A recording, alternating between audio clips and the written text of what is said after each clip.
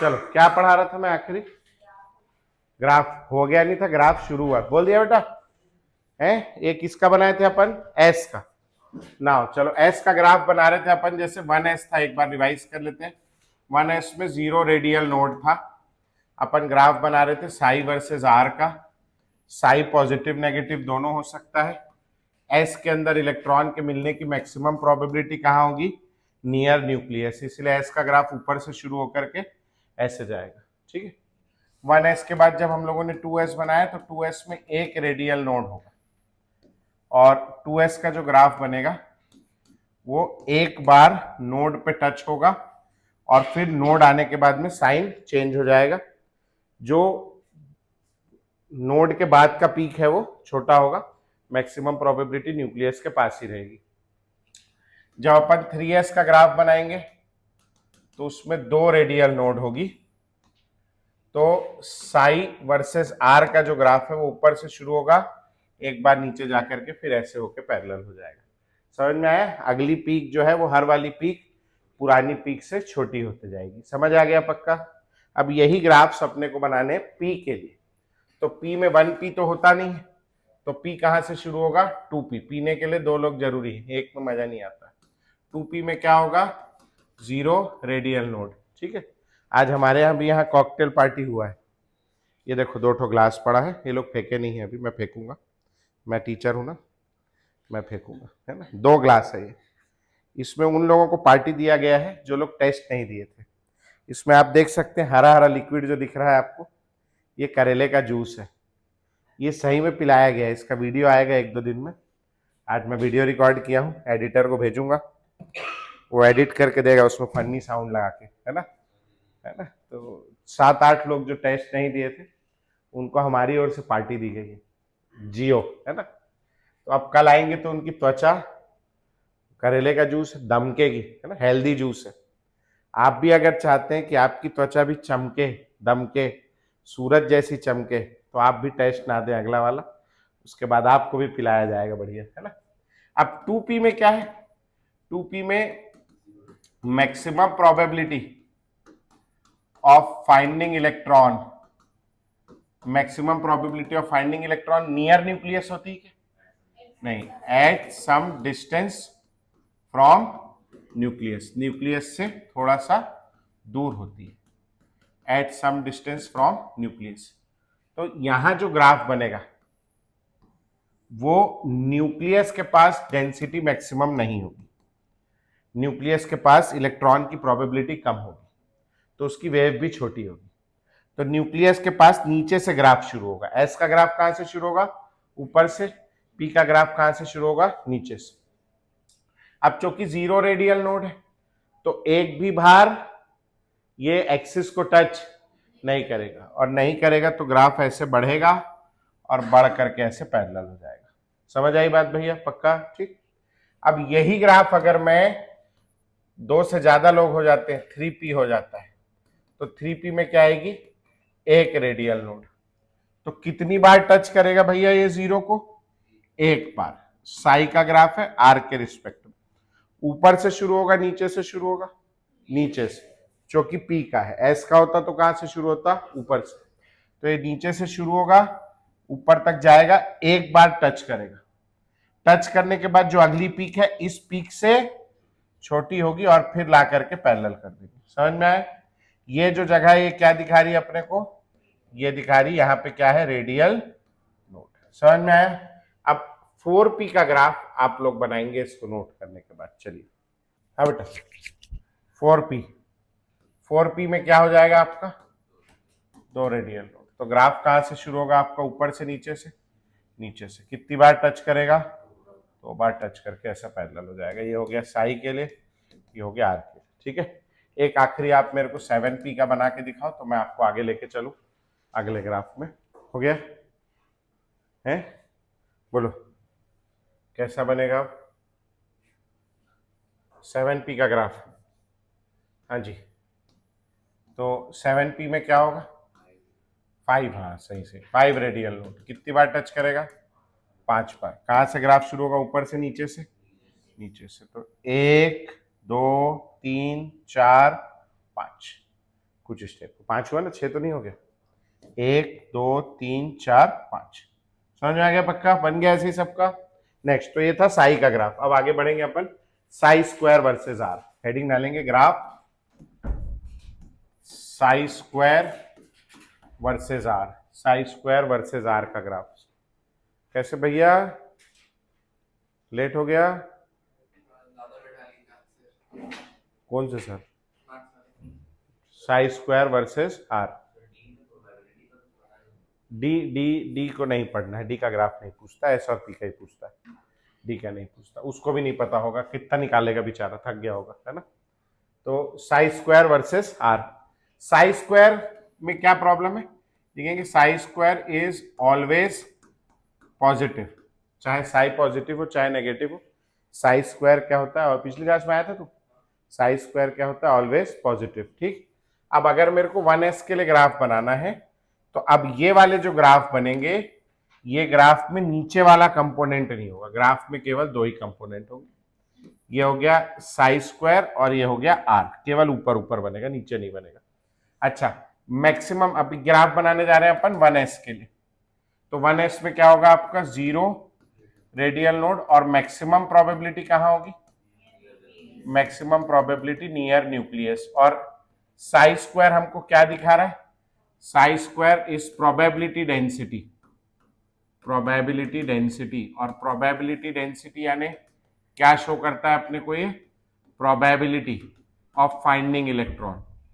ठीक, और maximum probability finding electron की कहाँ है भैया? न्यूक्लियस के पास। तो इसका जो ग्राफ है वो ऊपर से शुरू होगा और ऐसा जाएगा, समझ में?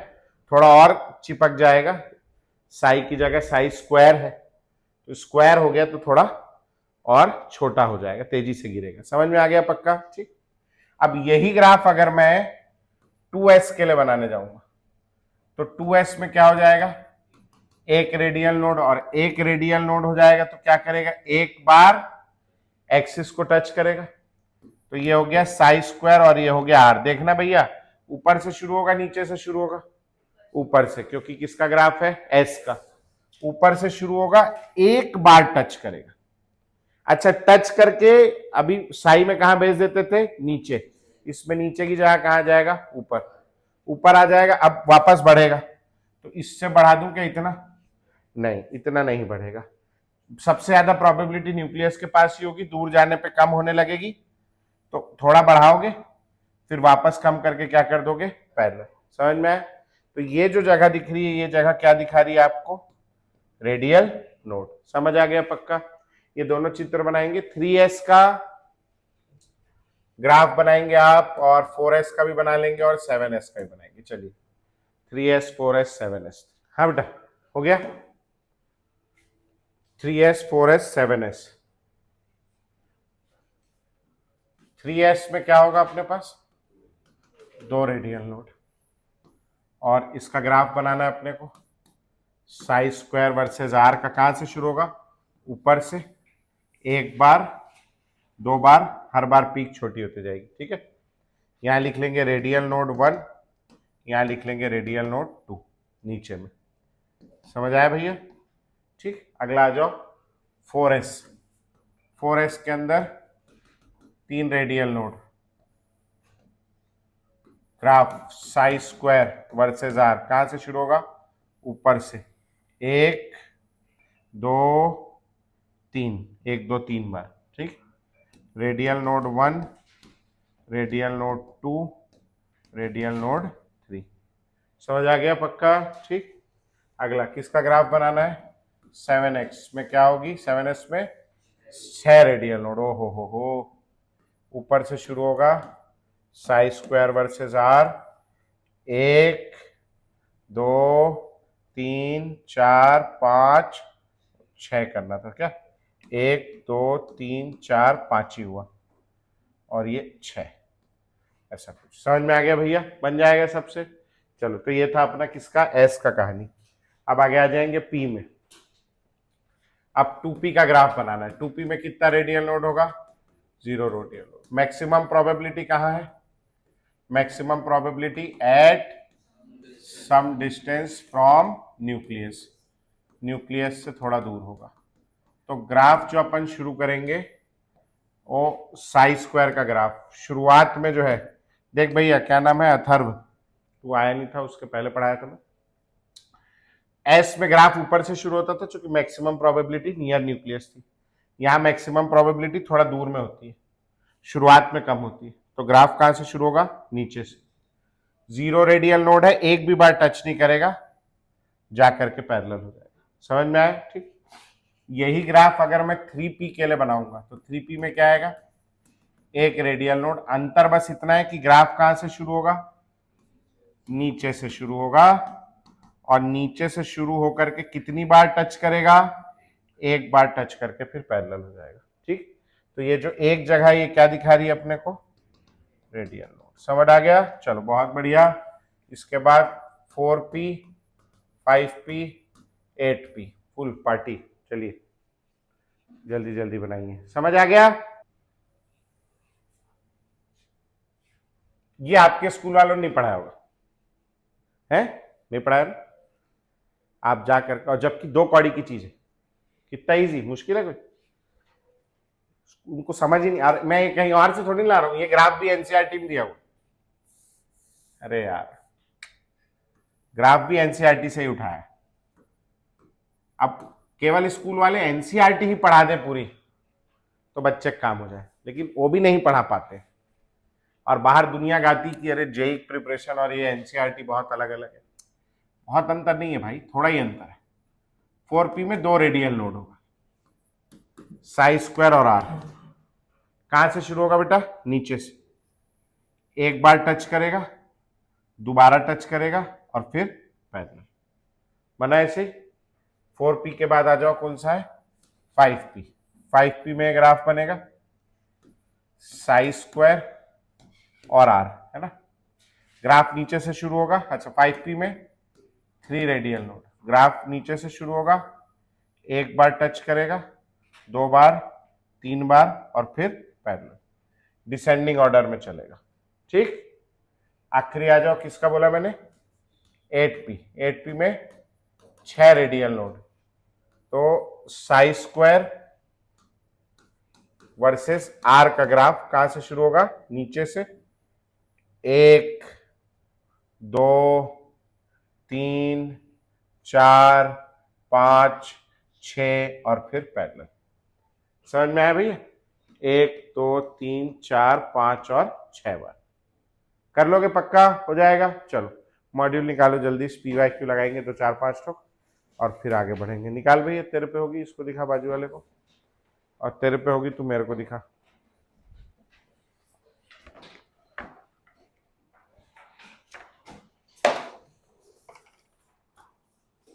अच्छा, एक ये भी बताना है क्वेश्चन, ये वाला, हाँ बहुत पूछता है नीट में। तो बेटा जो बायो वाले हैं, कौन है बायो वाला अभी, कोई नहीं है ना। चलो ठीक, बढ़िया। सभी जेई वाले हैं, नीट में नहीं पूछता है ज्यादा। आओ, पेज नंबर पहले मैं ढूंढ लूं। हाँ, ये मिल गया मेरे को। ग्राफ्स बेस्ड ऑन लिखना भूल गई मैडम। यहां से शुरू करेंगे अपन, पीछे से। हाँ, पेज नंबर 122 में आ जाओ। 122 में, 122 में आ जाओ।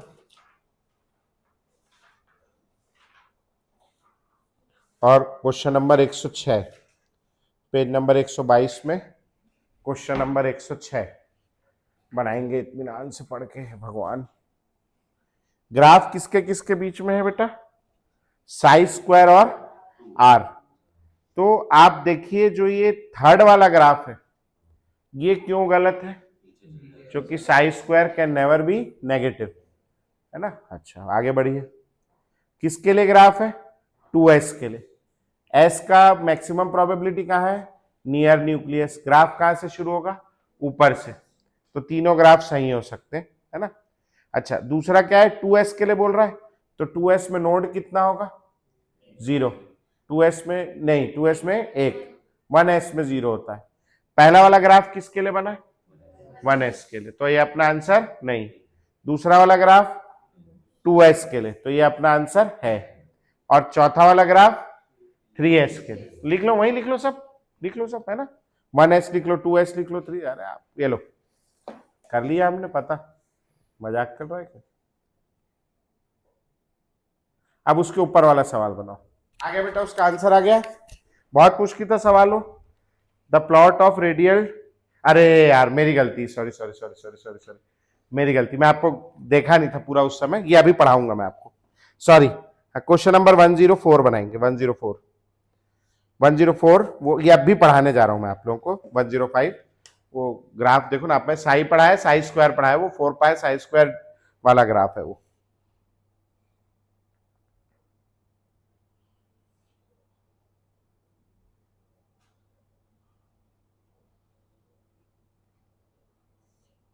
क्या बोल रहा है, the correct statement about the probability density accept eight infinite distance, it can be zero for 3p orbital, हो सकती है। It can be zero for 1s orbital, ये नहीं हो सकती। It can never be zero for 2s orbital, हो सकती, ये भी गलत, इनकरेक्ट है। It can B negative for 2p orbital, negative नहीं हो सकती। साई स्क्वायर नेगेटिव हो सकता है क्या, नहीं, तो करेक्ट कौन सा है बोलो, फर्स्ट वाला, it can be zero for 3p orbital. ठीक है, अगला आ जाओ, question number 103, the electrons are more likely to be found in, बताओ ये किसका ग्राफ दिख रहा है, नेगेटिव भी है, किसका ग्राफ है, साई और आर, है ना। इलेक्ट्रॉन के मिलने की मैक्सिमम प्रोबेबिलिटी कहां दिख रही है आपको, जहां पर उसका वेव फंक्शन कैसा है, बड़ा है, कहां है वेव फंक्शन बड़ा, लिखा है उसमें देखो, ए बी सी डी, कौन से रीजन में दिख रही है, ए और सी। तो मैं क्या बोला था, मैक्सिमम प्रोबेबिलिटी कहां होगी बोलो, in the region A and B, नहीं, in the region and C, third वाला आंसर हो जाए। चलो पीछे चलो, पीछे चलो, पीछे, ये बोल रहा है the graph between psi and r shown below this represent, बोलो। अच्छा ये एस का ग्राफ है, पी का ग्राफ है, एस का है, पी का है, कैसे पता तुम्हें, ऊपर से शुरू हो रहा है। अच्छा इसमें नोड है, नहीं है, एक नोड है, मतलब 2s, टिक कर लो। बहुत मुश्किल है ये जेई में फ्री फ्री के नंबर बट रहे हैं। चलो ऊपर के दो और लगाओ, क्या है, 100 बन जाएगा क्या। Which of the following about the electron occupying 1s orbital in hydrogen atom is incorrect, the Bohr radius, the total energy of electron is maximum where it is distance from the electron can be found at a distance 2a naught from the nucleus, the probability density of finding the electron is maximum at the nucleus, यही वाला गलत है, maximum at the nucleus थोड़ी ना होगी, eight near the nucleus होगी। ठीक है, the magnitude of potential energy is double the that of kinetic energy on an average, ये बात तो सही है ना, वहां पीछे पढ़े थे अपन, काइनेटिक एनर्जी में नीचे 2 आता है, पोटेंशियल एनर्जी में नीचे 2 नहीं आता। खैर थर्ड वाला पॉइंट गलत है, दिख रहा है, स्ट्रेट फॉरवर्ड। अच्छा अब आगे क्या बोल रहा है भैया, पी, क्वेश्चन नंबर 100 देखो, P is the probability of finding 1s electron of hydrogen atom in a spherical shell, अच्छा, अराउंड द न्यूक्लियस। अब ये वाला स्फेरिकल शेल बोल रहा है, इसको छोड़ दो, यही मैं पढ़ाने जा रहा हूँ आप लोगों को अभी, इसको छोड़ दो। तो ये 100 और ये एक बचा है कौन सा, 105, इसको पढ़ते हैं। चलो आ जाओ, बन जाएगा पक्का, कर लोगे, कोई दिक्कत,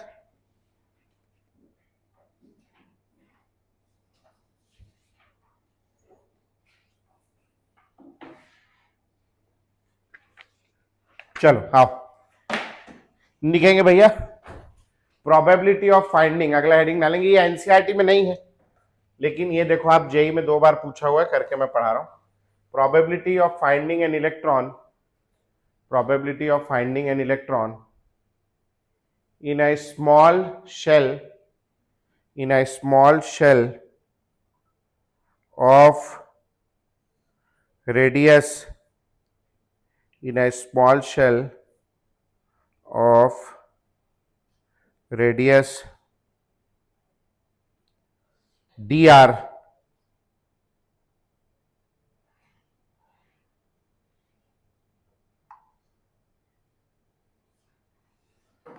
in a small shell of radius dr। ठीक है, अब देखना भैया, ये हो गया एटम, ये हो गया न्यूक्लियस, ये डिस्टेंस हो गया r, और एक स्मॉल शेल लेना है अपने को, ऐसा,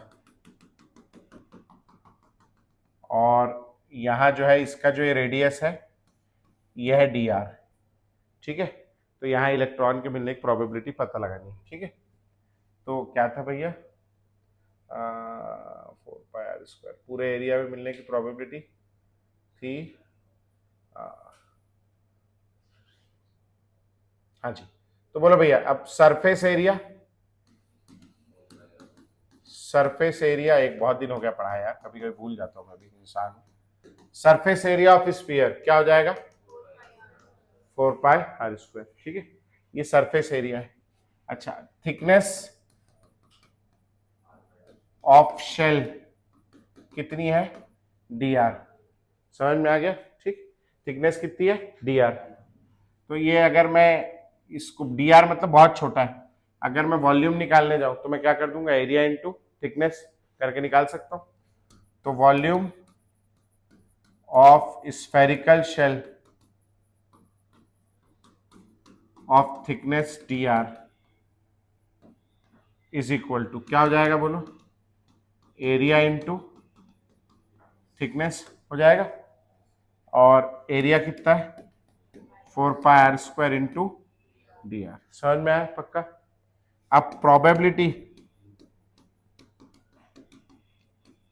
of finding electron is equal to कितनी होती, π²। मेरी इस बिल्डिंग में मिलने की प्रोबेबिलिटी 80% है, इस पूरे वॉल्यूम में मिलने की प्रोबेबिलिटी मेरी कितनी है, 80%, ठीक है। तो हाफ वॉल्यूम में मिलने की प्रोबेबिलिटी कितनी होगी मेरी, 40%। कितनी होगी, 40%, हाफ हो जाएगी। समझ में आया पक्का, ठीक। तो यहाँ इलेक्ट्रॉन के मिलने की पूरे में प्रोबेबिलिटी कितनी है, साई है ना। तो प्रोबेबिलिटी ऑफ फाइंडिंग, अरे यार मैं बहुत, मेरे को चिड़ मस्ती, सीधा रहना चाहिए, तब तमाशा बहुत, आदमी पढ़ा रहा है तो हट। आओ प्रोबेबिलिटी, वो एक पेरेंट थे, उनसे बहुत दिन से फीस लेनी मेरे को। तो probability of finding electron in atom कितनी भैया, π²। पूरे एटम में मिलने की कितनी, π²। आधे एटम में मिलने की हाफ इंटू π²। वैसे ही यहां से निकालते हैं अपन लोग probability of finding electron in a small shell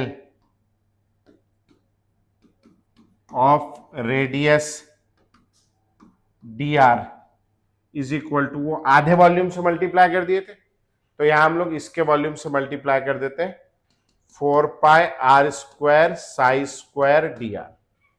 क्या बोलते हैं, 4πr² π² dr।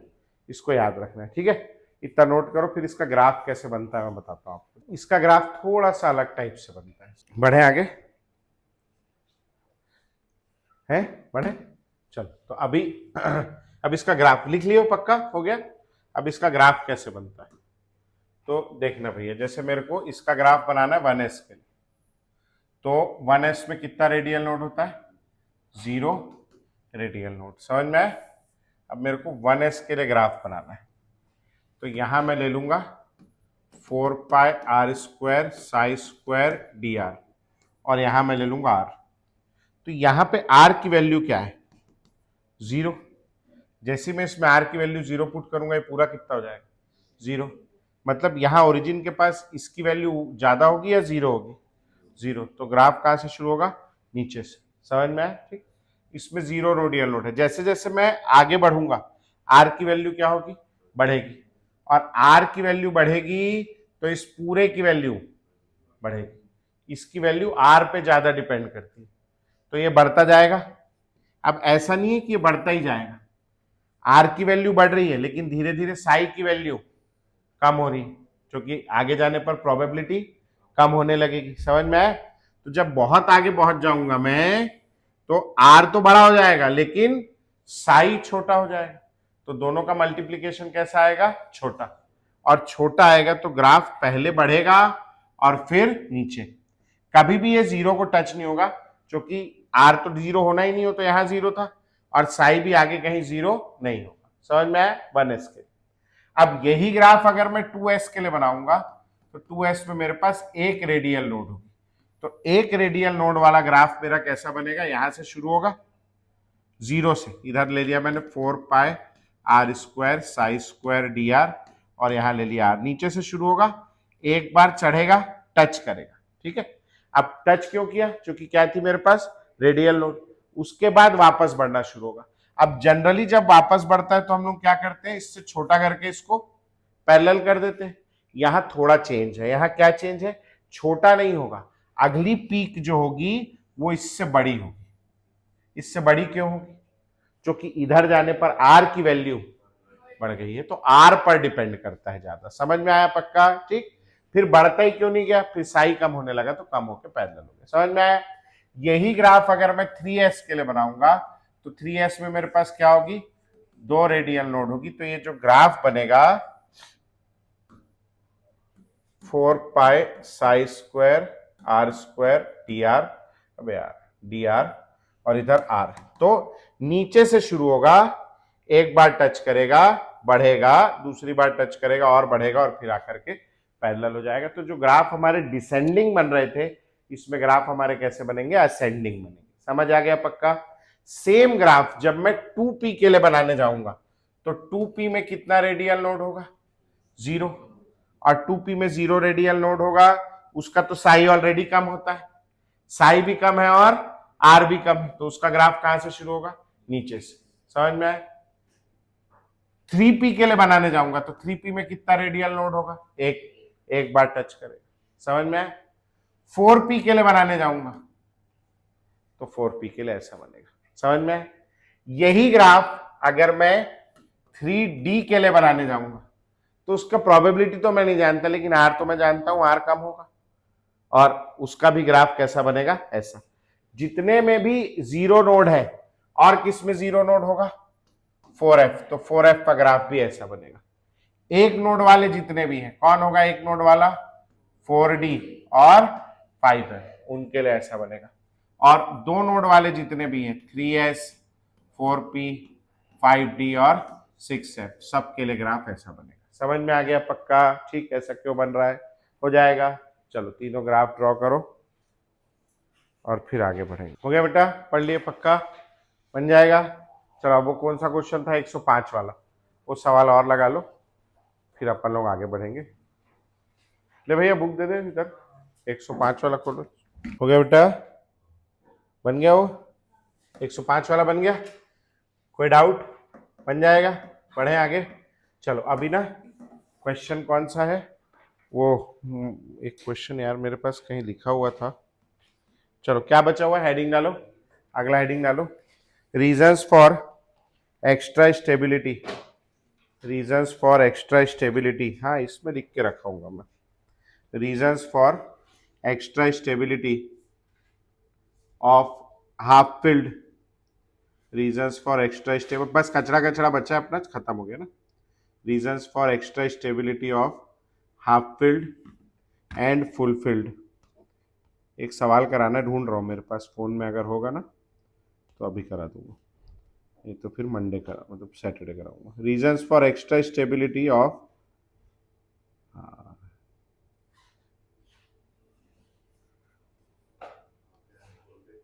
एक्स्ट्रा स्टेबिलिटी, ये मिल गया, एक तो मिल गया, एक सवाल तो मिल गया अपने को, लेकिन ये वाला नहीं है जो चाहिए अपने को। चलो देखेंगे, the reasons for extra stability of half filled and full filled atomic orbitals.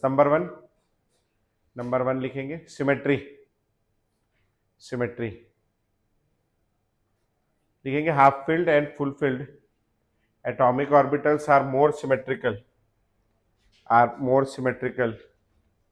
therefore half filled and full filled atomic orbitals are more stable, therefore more symmetrical, sorry, they are more symmetrical, therefore they are more stable than other configuration, दूसरा लिखेंगे exchange energy, exchange energy, ठीक है। Electrons having similar spin, electrons having similar spin can exchange their positions, can exchange their positions. Electrons having similar spin can exchange their positions. Some amount of energy can exchange their positions, full stop comma कुछ भी. Some amount of energy is required, some amount of energy is required to exchange position, some amount of energy is required to exchange position. Greater the number of exchange, greater the number of exchange,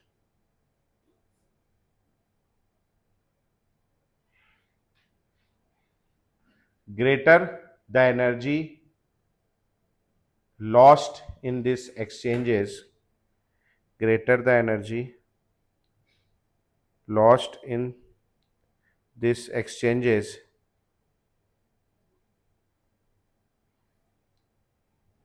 this released energy is called exchange energy. This released energy is called exchange energy.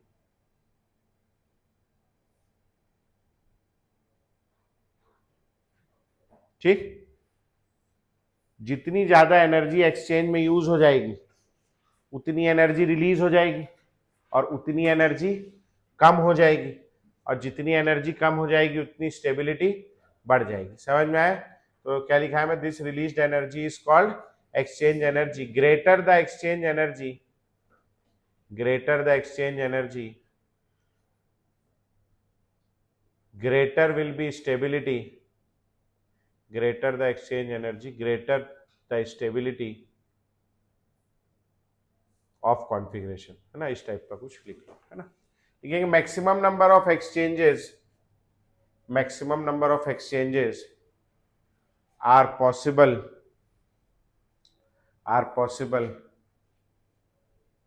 in orbitals having, अगला point लिखेंगे, maximum number of exchanges are possible in orbitals having half filled and full filled, half filled and full filled configuration. Maximum number of exchanges are possible in orbitals having half filled and full filled configuration. ठीक है. जैसे ये है मेरे पास D5, है ना, 1 2 3 4 5, same spin वाले अपनी पोजीशन एक्सचेंज कर सकते हैं बस. ठीक है. तो ये वाला किसके साथ पोजीशन एक्सचेंज करेगा? इसके साथ, इसके साथ भी कर सकता है, इसके साथ भी कर सकता है, इसके साथ भी कर सकता है. ठीक है. तो ये टोटल कितने नंबर ऑफ एक्सचेंजेस कर सकता है भैया? 4. समझ में आया? अब सेकंड वाला जो है वो इसके साथ करेगा, मगर इसको हमने ऑलरेडी काउंट कर लिया है. ये इसके साथ बदले, ये इसके साथ बदले, एक ही मतलब है ना. 1 2 हो गया, 1 3 हो गया, 1 4 हो गया, 1 5 हो गया. अब 1 2 और 2 1 क्या होगा? सेम. तो उसको काउंट करने की जरूरत नहीं. ये कौन सा हो गया? 2 3 2 4 और 2 5. यहाँ कितने एक्सचेंज पॉसिबल? 3. अब इसी को मैं एक बार और लिख रहा हूं क्योंकि वहां कचकच हो जाएगा करके. 1 2 3 4 5. तीसरा वाला किससे एक्सचेंज करेगा?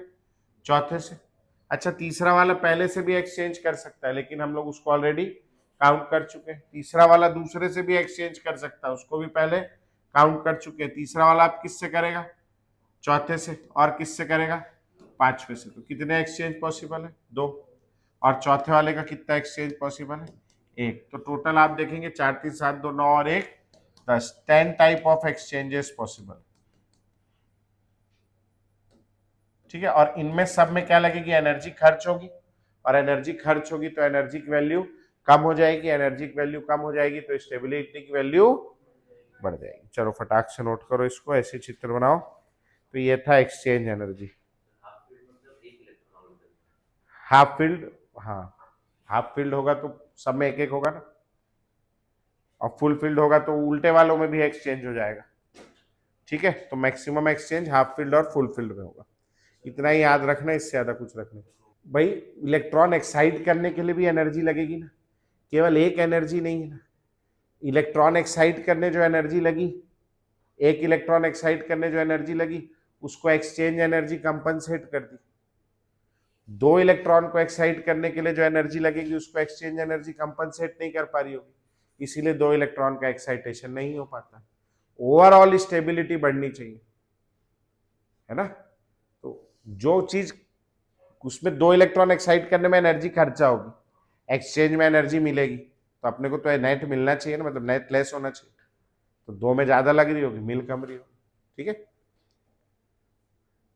ये तो एटॉमिक स्ट्रक्चर नहीं है, तो प्राइमरी ये है एटॉमिक स्ट्रक्चर, उसको छोड़ के बाकी सब भेज दियो। इस पेज के बाद वाला पेज चाहिए मेरे को। रिप्लाई कैसे होगा, यहाँ से रिप्लाई होगा, इस पेज के बाद वाला पेज। हाँ चलो, तो अब क्वेश्चन लिखेंगे भैया। हो गया, बना लिए ये चित्र। अब ये जो सवाल लिखाने जा रहा हूँ ये स्ट्रिक्टली फॉर जेई है, स्कूल में आप मैडम को दिखाना भी नहीं, नहीं पता चला वो डर वर जाए, है ना। तो लिखना the wave function psi, the wave function psi for 2s electron is given by Sai 2s बराबर 1/2 √32 पाई 1/a0 की पावर 3/2 और 2 minus are upon a0 into e की पावर -r/2a0, ये गिवन है। ठीक,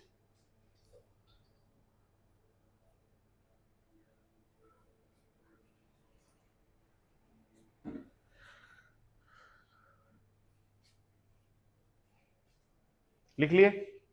अब लिखेंगे भैया a0 is equal to radius of first shell, a0 is equal to radius of first shell of hydrogen atom.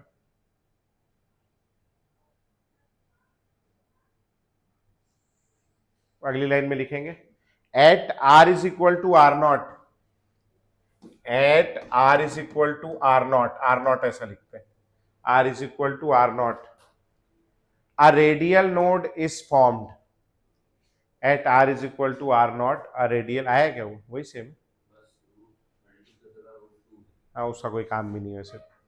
at r is equal to r0 a radial node is formed, find out the distance, find out the distance of radial node, find out the distance of radial node in terms of a0, in terms of a0। अब देखना ये सवाल कैसे करते हैं, ये बहुत rare आपको दिख जाएगा, अलग से यूनिक सवाल है। इसमें रेडियल नोड का ही डिस्टेंस पूछता है मैक्सिमम, है ना। अब रेडियल नोड क्या होती है, नोड क्या होती है, जहां इलेक्ट्रॉन के मिलने की प्रोबेबिलिटी, तो एट रेडियल नोड प्रोबेबिलिटी यानी साई इज इक्वल टू क्या हो जाएगा, 0। तो साई को 0 करना है अपने को, ये साई का इक्वेशन दिया। अब साई को 0 करने के लिए मैं इसको 0 नहीं कर सकता, इट इज नॉट पॉसिबल, क्योंकि ये तो कॉन्स्टेंट्स है, ये 0 नहीं हो सकती। 1/a0 को भी मैं 0 नहीं कर सकता, क्यों नहीं कर सकता, क्योंकि a0 तो क्या है, रेडियस है, उसके भी कोई कांस्टेंट वैल्यू होगी या कुछ तो वैल्यू होगी, है ना। अच्छा मैं यहां इसको 0 कर सकता हूं, लेकिन अगर मैं इसको 0 कर दूंगा तो e की पावर 0 विल बिकम 1, और 1 हो जाएगा तो साई 0 नहीं होगा।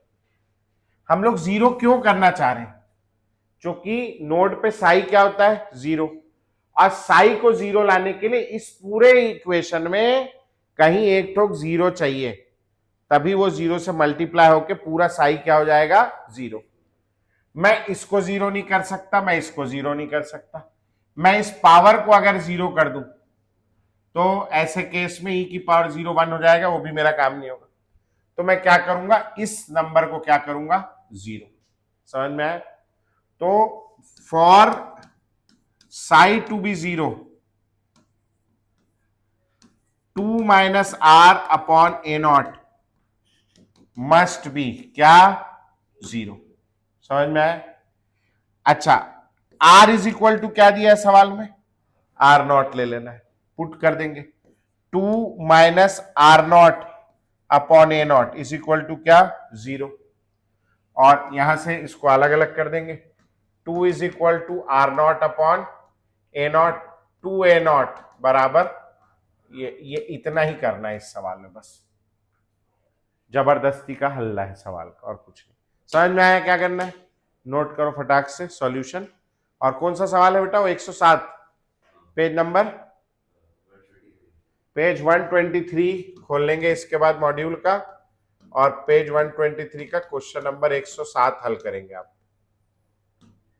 पेज 123 का question number 107, the Schrodinger wave equation, the Schrodinger wave equation for hydrogen atom, oh my god, it is looking disastrous. The Schrodinger wave equation for hydrogen atom is psi is equal to 1 upon 16 root 4, इसको साले को 32 लिख देते हैं, z upon a naught, इसको डरावना दिखाने के लिए समझ, 3/2 सिग्मा माइनस 1, और अगला क्या है, sigma square minus 8 sigma plus 12, और क्या है बे, e की पावर माइनस सिग्मा बाय 2, ये इक्वेशन। ठीक, मैथ्स पढ़ाई टाइप को फीलिंग आ रहा हो गया, लिखिए, लिखे, हो गया बेटा, लिखना उधर भैया दीदी, where a naught and z are constant, where a naught, mike कहां गया बे, where a naught, इस इक्वेशन के लिखने के बाद लिखेंगे where a naught and z are the constants in which, where a naught and z are the constants in which answer can be expressed, answer can be expressed, and sigma is equal to, sigma is equal to क्या लिखा है, 2, नहीं, sigma is equal to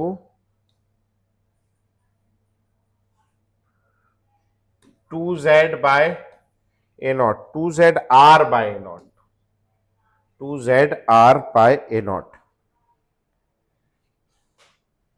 ठीक हो गया।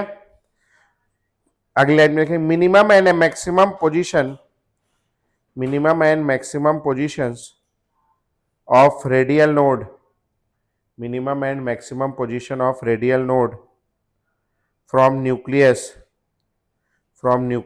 are respectively, तीन option दिख रहा है मेरे को, तीन ऑप्शन में ही आंसर है, चौथा ऑप्शन फोटो में आया नहीं है, a naught by Z, 3a naught by Z, दूसरा है a naught by 2z, a naught by 2, और तीसरा है ए नॉट बाय 2z और 3a नॉट बाय, अब ये 2 है या z है मैं खुद नहीं पहचान पा रहा हूँ, 2 लग रहा है मेरे को, 2। ठीक है, इसके बाद वाला पेज बोला तो वो भेज भी नहीं करिए।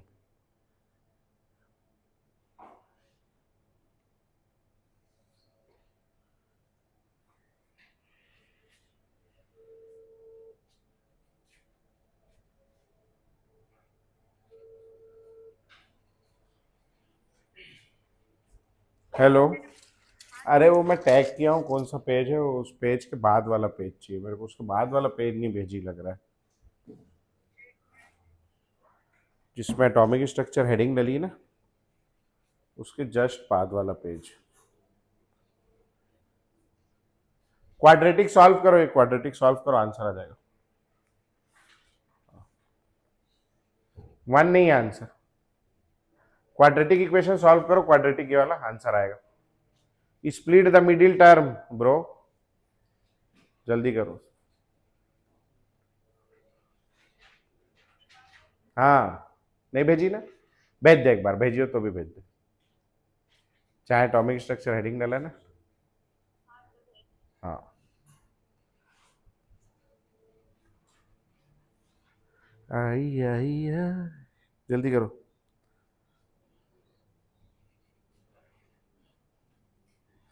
कल बहुत दिन बाद गाने सुन रहा था मैं। हमारे ज़माने में एक गाना आया था कैचअप सॉन्ग, सुना क्या आप लोगों ने? नहीं सुना? नहीं सुना? बहुत मस्त गाना था, बहुत दिन बाद सुना मैं, मज़ा आ गया मेरे को।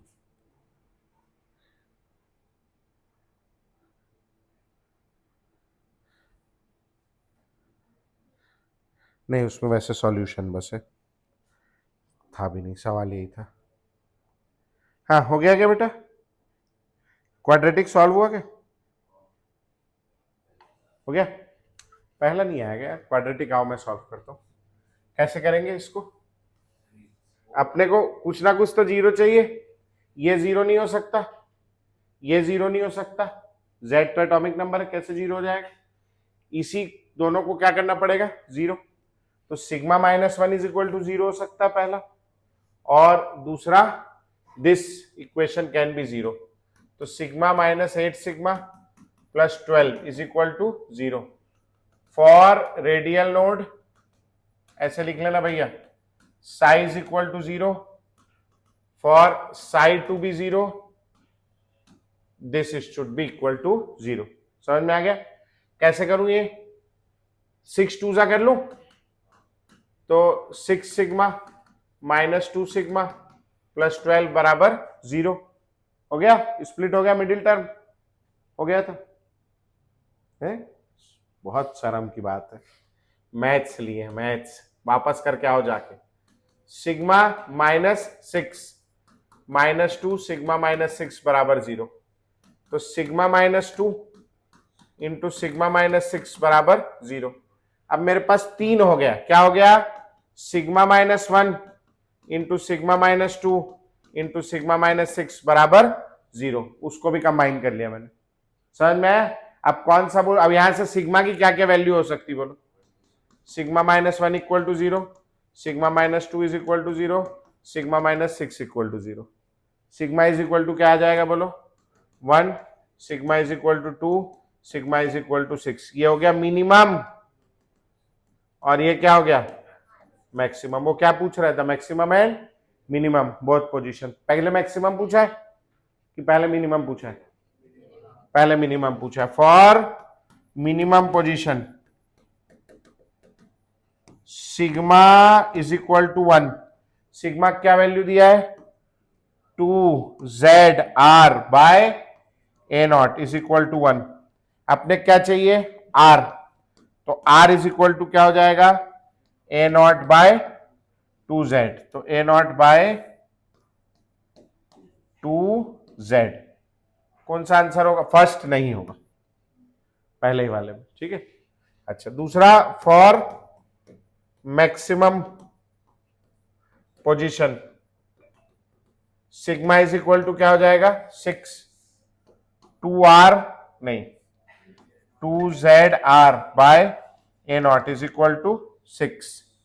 तो यहां से क्या हो जाएगा आपका भैया? कैसे करूं मैं? R is equal to 6A naught by क्या? 2Z। तो ये क्या आ जाएगा? 3A naught bye Z। तो एक ऑप्शन छोड़ दिया, तो वही आंसर है क्या? खैर ठीक, 2 तो नहीं आ रहा कहीं भी। सी वाले में, हाँ सी में तो 2 लगा है ना, बस ये 2 नहीं है, Z ही रहा होगा बेटा। मैं वो देखने में गड़बड़ कर रहा था ना, इसको Z कर लेना बेटा। मैं बोल रहा था मैं कंफ्यूज हूँ 2 है कि Z है करके। तो ये क्या हो गया? Z। कौन सा आंसर हो जाएगा आपका? सी। समझ में आ गया? अब ये बहुत मुश्किल है क्या? नहीं, लेकिन अगर बच्चा पहली बार देखेगा तो 100% छोड़ के आएगा क्या लिखा हुआ है करके, है कि नहीं? बन जाएगा पक्का, कर लोगे। तो इस हिसाब से मेरे को, अच्छा एक क्वेश्चन और लिखेंगे होमवर्क का, एक क्वेश्चन लिखेंगे, मैच द कॉलम। इसको लिखते रहोगे, बाद में मैं एक क्वेश्चन दे रहा हूं, फिर वापस कर दूंगा इसको। मैच द कॉलम, इधर लिखेंगे एन एल एम एस, और ये क्या है, ए कॉलम है, ये बी कॉलम है, मैच कराना है। स्पिन ऑफ इलेक्ट्रॉन, ये है साइज ऑफ ऑर्बिटल, ये है शेप ऑफ इलेक्ट्रॉन क्लाउड, और ये है ओरिएंटेशन ऑफ इलेक्ट्रॉन क्लाउड। ये क्या मैं भूल जाऊंगा, इसीलिए मैं आपको होमवर्क देके जा रहा हूं, आप इसको मैच करा के लाएंगे अगली क्लास में, ठीक है। इसके अलावा एक्सरसाइज 1 आप पूरी लगा लेंगे, पूरी एक्सरसाइज 1, है ना। अब कुछ छूटा होगा, शुरू का छोड़ देंगे, मैंने शुरू में कहां से दिया है दिखाना आपको, वो शुरू का बचा है, वो अगली क्लास में एनसीईआरटी सबको लेके आना है डेफिनेटली, बिना एनसीईआरटी के नहीं आएंगे, मैं लिखाऊंगा नहीं, पहले से बता दिया हूं। एनसीईआरटी में जो लिखा होगा आप समझ लो, मैं वही आपको पढ़ा दूंगा। क्वेश्चन नंबर 19 से लेके 19 से लेकर के और पीछे तक के पूरा, और उसके पहले क्वेश्चन नंबर 19 से लास्ट तक लगाना है, बहुत सारा तो दे भी दिया हूंगा मैं। उसके पहले क्वेश्चन नंबर 1 2 3 लिखते जाओ, 1 2 3 4 5 6 7 8 9 10 11 पूरा लगा लेंगे। सॉरी, क्वेश्चन नंबर 18 छोड़ देंगे, 18 छोड़ के बाकी आप पूरी एक्सरसाइज 1 सॉल्व कर लेंगे भैया, ठीक है। इसमें से मैं बहुत सारा ऑलरेडी दे चुका हूं आपको, मेरे को उम्मीद है कि मैं आपको एक, ये तो इधर का भी दे ही दिया था मैं, है ना, कर लोगे। और अगर ये हो जाता है तो फिर आप एक्सरसाइज 2 भी लगाना बेटा। मैं आपको, आप लोग बहुत मतलब मोटिवेटेड बच्चे हैं, आप लोग बहुत अच्छा कर रहे हैं, आप लोग अवेयर हैं अपने फ्यूचर के लिए, आप इतनी मेहनत कर रहे हैं, अगर थोड़े से सवाल और लगा लेंगे आपको आईआईटी जाने से कोई नहीं रोक सकता, कोई नहीं। तो बस आप क्वेश्चन प्रैक्टिस करिए, बिना क्वेश्चन प्रैक्टिस किए अगर आप केवल थ्योरी पढ़ के जाने की सोचेंगे तो दिक्कत आएगी। तो आपको क्वेश्चन प्रैक्टिस पूरी करनी है, मॉड्यूल पूरी लगानी है ना, पक्का हो जाएगा। चलो छुट्टी भैया आज के लिए, अगली क्लास में पढ़ेंगे आगे।